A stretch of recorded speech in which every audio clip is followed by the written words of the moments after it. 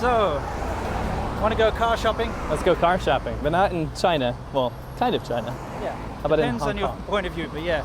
Right now we're in Hong Kong, Right. and we're passing by one of the many sort of little park and sell, I should say. What am I saying? Park and sell. When I close my eyes, I can almost see it. When I take a breath, you fill up my lungs. And if my mind worked backwards just for a minute, I'd follow you. Okay, so basically behind us, which you can't see because the camera angle's wrong, so can you move that around? There we go. We've got an awesome little sort of side of the road second-hand car sort of a thing. But of Little course, Beetle. they do all sorts of things here. They'll clean your car and stuff. Let's go that way. Okay. Just gonna walk all the way, try and find something interesting along the way. Anyway, Well, we're on the coast, so I figured we should go check out the beach at least if it doesn't rain on us. yeah, so we're on our way there. Anyway, what shocks me, other than the fact that we're almost getting run over all the time, what shocks me is the prices of these cars. I know, it's so cheap in comparison to mainland. It's absolutely insane. And you know what kind of sparked this off for me is I was reading an article in the news this morning about a woman in Nanjing who was checking her phone, her WeChat, and didn't see the road and drove her Maserati Gran Turismo into a pond. Right. Okay. But guess how much it costs in mainland China to buy one of those? Which, Well, okay, it's a fancy car, but It's how like a much? $100,000 car in America. It's $300,000 in China. It's 2 million RMB. Right. So $300,000. So, triple the price? Triple the price. That's very normal though. Yeah. That's a luxury tax. But you know what's funny is that actually secondhand cars here in China are also incredibly expensive. Too expensive. I thought we'd go through some stories and maybe we could duck down the side streets so that we Sure. don't get I run like over. this shiny shiny truck. truck. Yeah, I saw a lot of those in Japan. That's awesome. Those are awesome. That guy was decked out. Yeah. Anyway, yeah, some stories about what we've had in mainland China, what we've seen in terms of prices and availability. Yeah, and how it's changed, because it's changed. Sure. So we're going to go up this steep hill, are we? Oh shit. Are we doing this? Well, why not? Let's go see what's up there. Okay. Anyway, so in mainland China, cars are, I'm not going to say relatively new because they've been around for a while now. No, they're still new. Still Come on, pretty new, what, right? 30 years? And the thing is, like, that tax you're talking about, 3 times as expensive, Yeah. it's been the norm for a very long time, and I'll give you some perspective. Vivi's parents' first car, Yeah. which was a Ford Mondeo, and it's like the super low spec one, but with all the like nice interior bits. Right. Had like a 2-liter 90 horsepower engine or something ridiculous. Okay. And they paid, back then, they paid about 400,000 RMB. Yeah.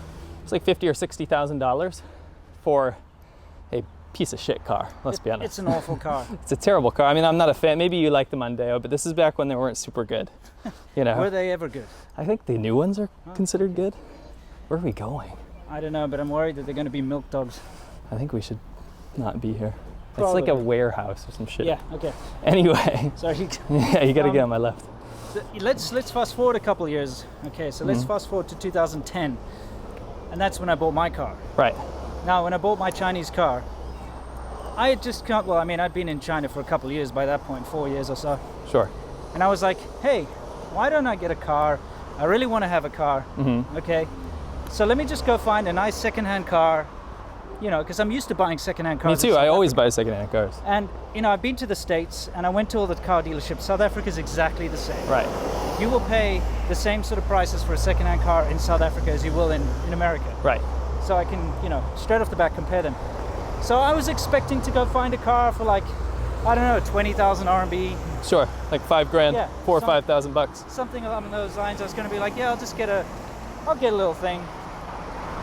And boy, was I surprised. Right. First of all, the cheapest second-hand car I could find was about 3,000 RMB, 3 to 5,000 RMB, which is like what, $1,000, Yeah. less than the brand new equivalent of that car. Right.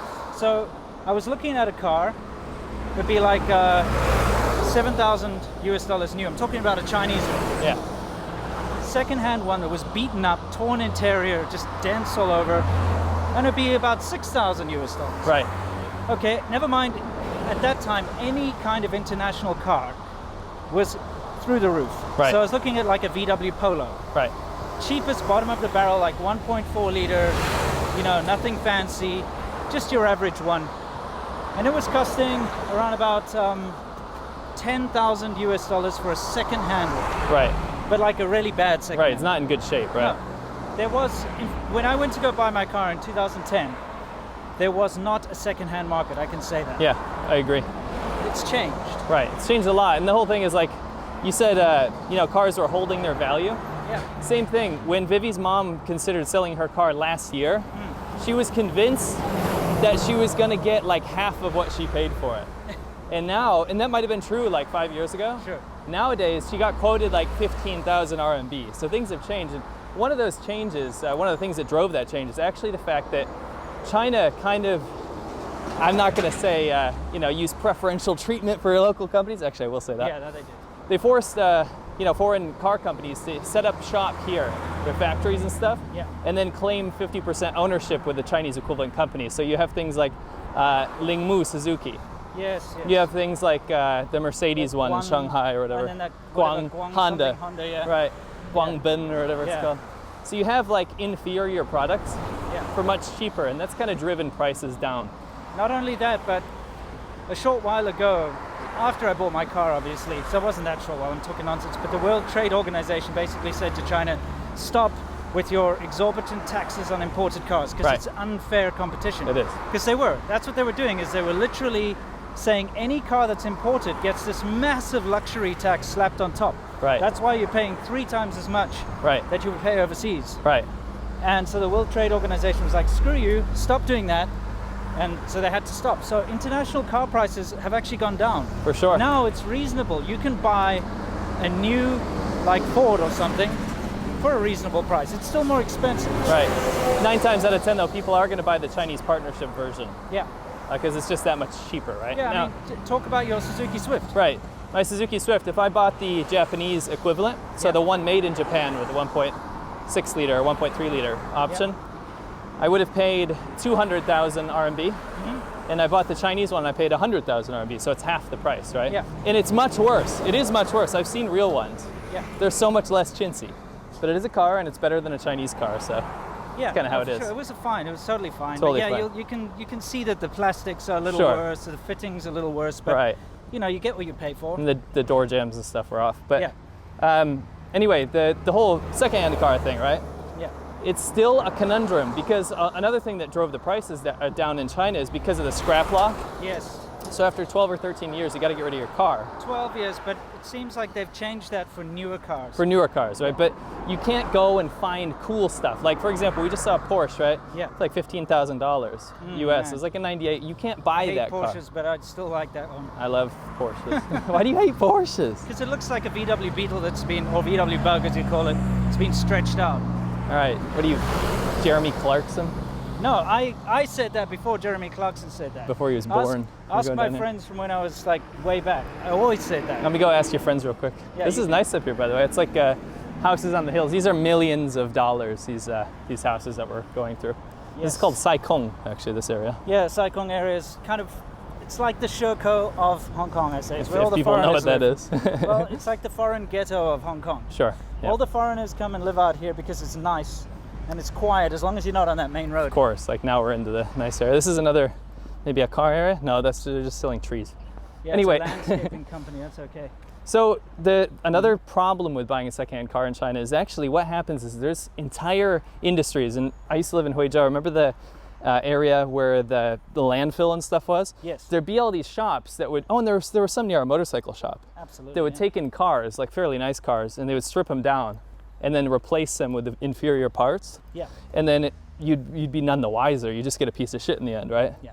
And they do this, and it's pretty scary actually what they Yeah, do. I mean, we saw like high-end Land Rovers and BMWs and stuff, and what they would do is they would actually bring them in, damaged, like very badly damaged. They'd panel Right. beat them and they'd put them back together to look nice, but they'd remove like everything that they deem unnecessary. Right. Like, you know, the important things for safety. Safety, yeah. the Traction important- control. yeah, the important ABS. things for like wind. Because then it's not going to go aerodynamics. wrong, right? And Yeah. then it's so bad. This is Yeah. really steep. Yeah. Anyway, yeah, secondhand cars in China, it's not a explosive market, you know. People want new shit.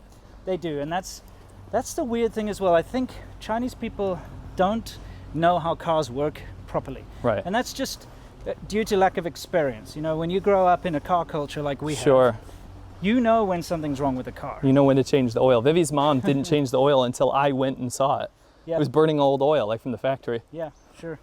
I mean, that's the thing. They don't understand that cars over time do lose their value because they do start to break. They're not a house. No.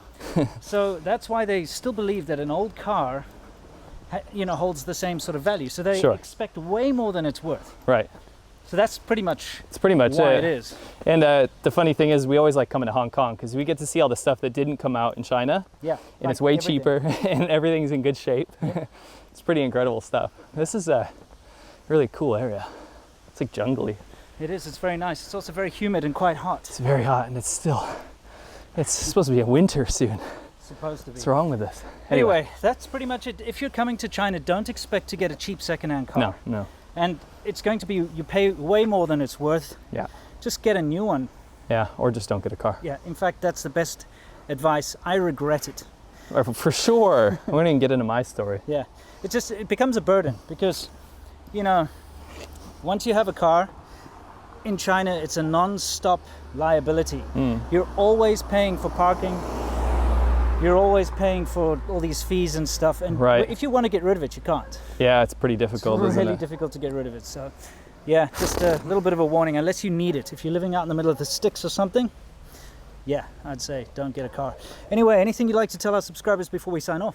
Whether you like cars or not, because this is going to be incredibly boring for you if you don't like cars. True. But if you like cars like us, then I hope that you left a comment down below.